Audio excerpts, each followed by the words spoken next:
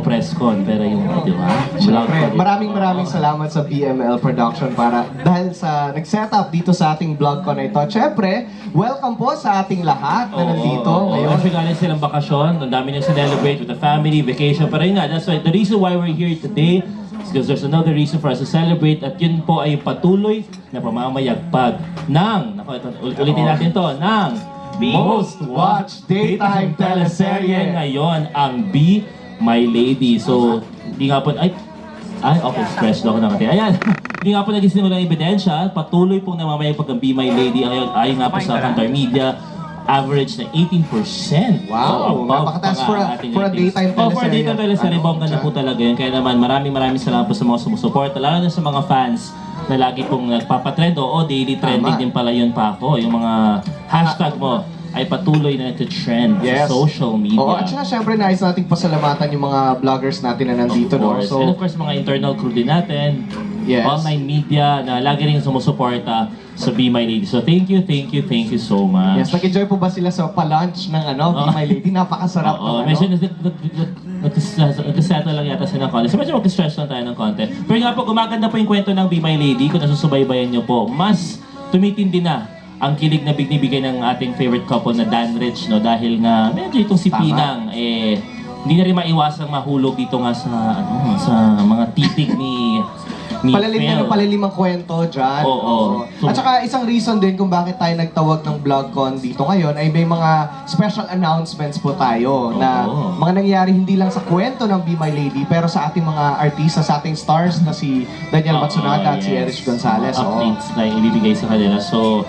first hand yan malalaman ng ating mga bisita ngayon dito. Correct. Kayo po ang unang makakaalam niya. Yes, just with mga kasama natin sila. By the way, ang hashtag po pala natin today is hashtag BML VlogCon. Yes, BML VlogCon. So ihanda nyo na po ang inyong mga Nakaabang na rin yung mga fans actually ngayon pala, nakatutok na rin sila sa mga updates na lalabas using that hashtag. So please do share your photos or any information about this VlogCon on your social media. At saka live na live din po pala tayo sa ating Facebook page, sa ating Facebook Live. So, iba din naman. Mamaya baka pwede tayong mag-entertain din ng mga questions mula sa ating mga viewers at ating mga supporters ng Be My Lady na araw-araw naman talagang nakatutok. Totoo naman yan, totoo yan. Bago mag-it's showtime.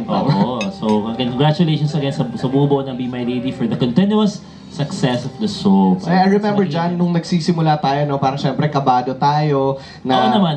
Kasi makabago nga yung kwento. It's about an interracial relationship. So, syempre kami, medyo kabado kami na hindi pa namin alam yung timpla talaga ng Be My Lady kung paano siya tatanggapin ng ating audience. Pero, pasalamat sa Diyos at tinanggap nga ito dahil nga sa napakataas na ratings. At saka props of course to our very talented creative team na talaga na i-relay ng maganda ang kwento ni Phil at ni sina Direct Ted Boborol. Ay, of course, our very good director Ted Boborol. Tama. Ayan.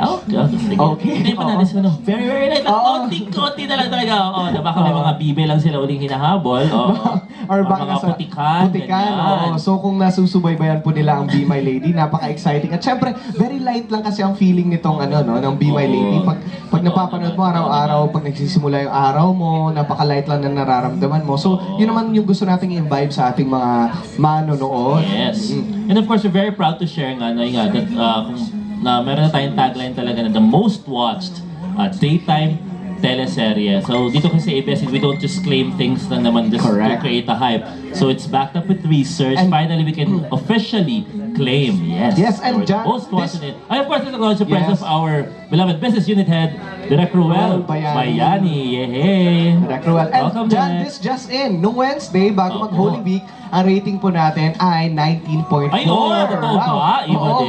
Maraming salamat. 19.4. Phenomenal for daytime program. Bongga yun. Sa mga kapamilya natin, alam nila yan, yung mga ratings, pinapadala natin yan everyday. So alam nila. That's a phenomenal figure to reach for a daytime program. It's amazing. Sobrang, syempre, ito lang kasi, it's amazing. At saka ito kasi, ramdam kasi talaga natin yung kilig ni Phil and Pinang. Iba rin talaga yung off-cam, totoo talaga yung kilig na nararamdaman. Kung makikita po ninyo sa Be My Lady Facebook page at Instagram page namin, nagpo-post po kami dyan ng mga BTS photos. Yun po, hindi po, hindi yun parang set up or what. It's really natural. I mean, nakikita mo kasi talaga na nagmamahalan sila. Oo So naman. kaya ako rin, bilang manonood, na-excite ako na makita ko paano mag-develop Oo. ang story ni na Phil at Pinang. Totoo naman, totoo naman. Buti nga wala ako sa set, so hindi ako mainggit. Ayan, ako so, katulad nga sinabi namin, marami pang dapat abangan sa Be My Lady, kaya huwag na tayo patagalim pa para mag-share pa na mas maraming information about Yes. the most watched daytime teleserye. Tawagin natin daytime